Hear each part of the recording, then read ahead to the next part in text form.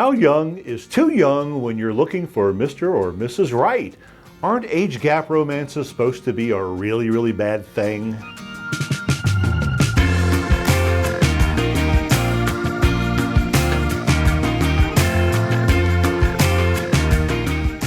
Sugar daddy, sugar mama, robbing the cradle. These are all phrases we know and we don't use very pleasantly. Hi, I'm Rick Higgins. This is Mastering the Second Half, and today we're going to be talking about age and gaps. So whether you're considering an age gap romance for yourself or maybe you're just mocking one from afar, the first question usually starts out with, why can't they just find somebody their own age to date? So are we jealous, or are we correct in assuming that it's kind of a bad thing? You know George Clooney, right? His wife Amal, she's 17 years younger than he is. How about the president of France? His wife Brigitte, 24 years younger. So what's the limit? Well, there is kind of a common rule that you're supposed to follow is you take your age, cut it in half, and you add 7. So I'm pushing 60. That means I can take a 37-year-old as my bride and nobody will look down on me? I'm thinking no. Not there's anything wrong with the sub 40-year-old group, but no, it doesn't feel right.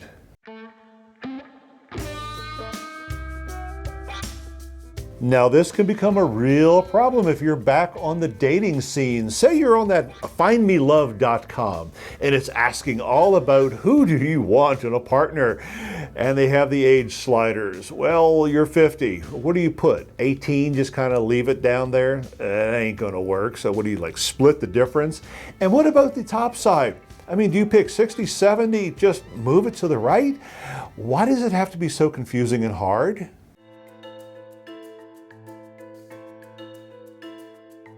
Okay, back to the May-December romances for real. There is a large reason that people don't look down on these, and it actually has to do with equality. They don't feel like their relationship is or can be equal. They tend to look at it as the older partner, the older person in the relationship is getting far more out of it than the younger person, at least initially. And we also believe that the older person in the relationship could not have possibly attracted the younger person based on looks or personality alone. We tend to believe that some other forces were in play, like money. And you couple that with the fact that most of us tend to believe that you should get married based on love. And now all of a sudden, is this based on love?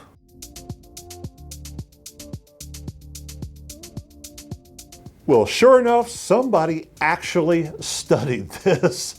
I tell you, you pick a topic and somebody will have studied it. But the bottom line was, sure enough, people do look down on age gap relationships. Although interestingly, there really was not a clear winner when it came to older man, younger woman versus, I don't know, cougar cub. Now that study also looked at other things, including mixed race, mixed weight, and mixed social class. And while all of those were more or less looked at favorably, which I guess sort of is indicative of the way society is accepting those type of relationships now, the age gap, the older, younger, it was still looked on completely unfavorably by most. Now, story time. I have been in an age gap relationship, a 12-year gap.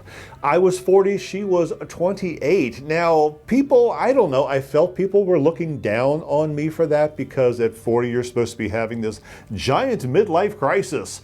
And I felt like people were going, look, he's trying to find some redemption by finding him a young woman. Well, honestly, it wasn't that big of a deal. We got along fine. We had the same interests, the same lifestyle. There was no problem with that at all. But there were problems, and it kind of came from a life goal perspective. When you're 40, there are things you want out of life, and if that's your starting point in moving forward, it's not the same as you are when you're 28. When you're 40, you're not necessarily looking to start with kids. That gap was a little bit too large for that period of our times, and sadly, that relationship didn't work out in large part because of that. Here's a great question. How common are age gap relationships? Well, basically, of all heterosexual married couples, 8% can be classified as having an age gap, 10 years or more. I tried to find some studies on non-heterosexual relationships, and sorry to report, there really weren't any. So we know how society views these things, but what about the other way, looking from the inside out? Well, a relationship, any relationship really, if it wants to be successful, has to have common goals, a shared vision, mutual respect, mutual love, and none of those things really have anything to do with age. So honestly, as long as you're willing to put in the work, as long as you are willing to compromise and share and love and have intimacy and move forward together, age really shouldn't be a factor at all. So go ahead, have a healthy, happy relationship. Be like George and Amal, or be like Ellen and Portia, if you will. Because you want to have a good, happy relationship, just make sure you're not doing it because of age. With that, be healthy, be happy, and we will see you next time. Oh, and for the record, I've been the younger man too, but I'll save that for a different video. It didn't go well either.